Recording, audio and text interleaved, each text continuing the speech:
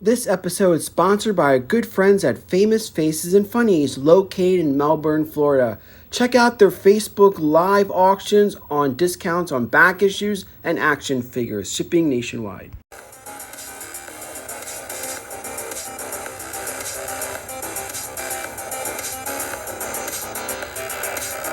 Hello and welcome to another exciting episode of Codename New to Vero 2. Hi, I'm your presenter, Shabu Are You. Today we got an amazing action-packed episode where we're going to finally take a look at the latest offering from IDW. That's right, we're going to look at G.I. Joe Saturday Morning Adventures, which essentially is a continuation of the iconic Sunbow series. So fans have been excited and looking forward to this offering. Now recall back in 2019, a lot of my regulars can attest to, we actually got a little bit of an inkling of this pathway. In 2019, the GIJoe Yearbook contained a backstory or a second story aside from the main one that focused on the Arashikage clan. In that story, it was essentially a continuation of GIJoe The Movie. Now, my sources have told me that because of the pandemic and a lot of things going on, that was actually put in the back burner, and where we were promised in 2020 to get this into full development, it just didn't happen.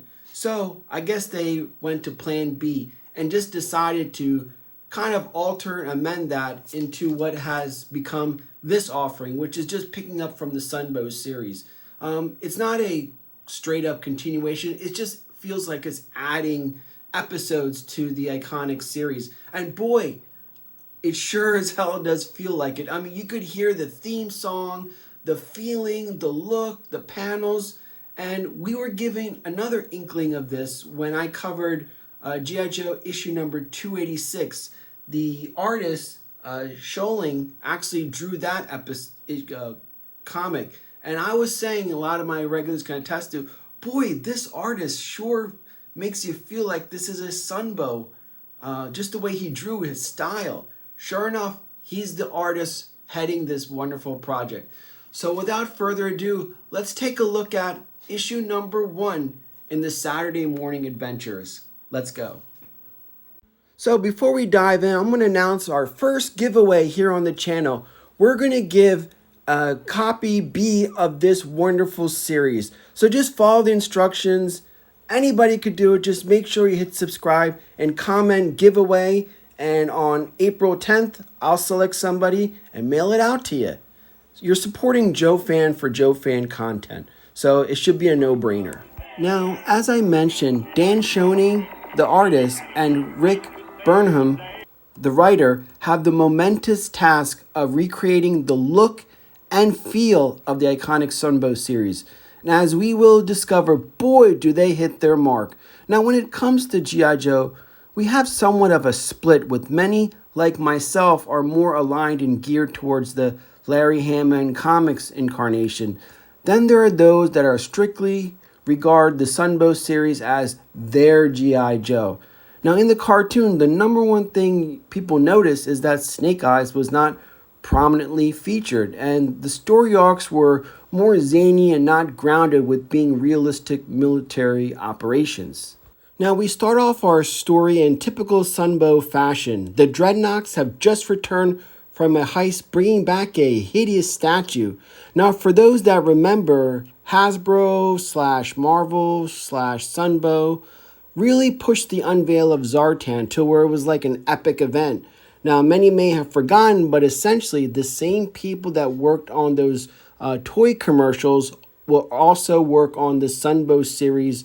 So they had a little bit of a practice going in before the release of the first episode, A Real American Hero Mass Device. The typical wisecracks and buffoonery unfolds. We find out, after destroying the statue to the dismay of Baroness and Destro, that within the statue is Aladdin's lamp. See what I mean? A genie emerges, bestowing the ancient, "You have 3 wishes." Immediately, Cobra Commander wishes for absolute rule over the world. To the commander's dismay, the genie informs that he is unable to grant power he does not possess, and cannot alter the heart and minds of the living. Apparently, Cobra Commander can botch up making wishes to the laundry list to his incompetencies. Seeing their leader disheartened, Destro whispers something to the ear of the commander, which rejuvenates his vigor. For his first wish, he requests a unit of ginormous cobra bats. Let the zaniness begin. Finally, we transition to the iconic G.I. Joe pit, looking very much exactly like it does in the cartoon. Again, take a step back and reflect on the artwork. I said it during the recap of issue 286. Dan Schoening's artwork is spot on. Look at these panels from every freaking angle. It looks like a screenshot. Duke stands before a huge collection of Joes, informing them of a special training sequence he has planned using tanks. Bazooka and Alpine fall right back into their bromance relationship. Suddenly, an explosion rocks the pit. Mainframe looks at his monitor in disbelief as one of the huge bats is seen as the culprit. It takes a few minutes to realize that what they're seeing is real on the monitor. And then Duke gives the famous, iconic Yo Joe as everyone goes out running towards their Sky Strikers. And what ensues is kind of a scene from King Kong. Time after time, their assaults have no effect on this humongous bat. When suddenly typical Ace gives his I have an idea, to which Duke chagrins. Again, as much as I gave credit to the artist, you got to give credit to the writer here, Erik Burnham. The words and how he uses everything feels as if the characters, they're just spot on with his narrations. I don't know how, but Ace figured out that the only weakness is behind the leg of this Cobra bat. So he takes his Sky Striker and bails and has it plow right into the back of the leg. This is the only weakness of this bat. Apparently, he doesn't worry about the expense and taxpayers' money. We return to Cobra Island. Cobra Commander loses his shit seeing his bats defeated and immediately blames Destro. He yells at the genie, who informs him that he would be more than happy to give him more, and all he has to do is utilize his second wish. Commander doesn't want to be tricked into anything, but Baroness and Destro inform Commander they have a prototype emitter of a force field that can protect the bat's weak spots. Once installed, he can finally complete phase 1 of his plan. Back at the pit, Duke has Sci-Fi look over the fallen bat. Who better, right? Sci-Fi notices something a little odd. The bat is a carbon copy of the regular size bats. He never heard of the company Intech, a substitute for Intel, making chips this size for anything. Duke quickly theorizes that, they're the regular size bats, but maybe they're enlarged some way. But how? Alpine interrupts with news that Cobra Commander is hitting the airwaves with yet another zany threat to the world.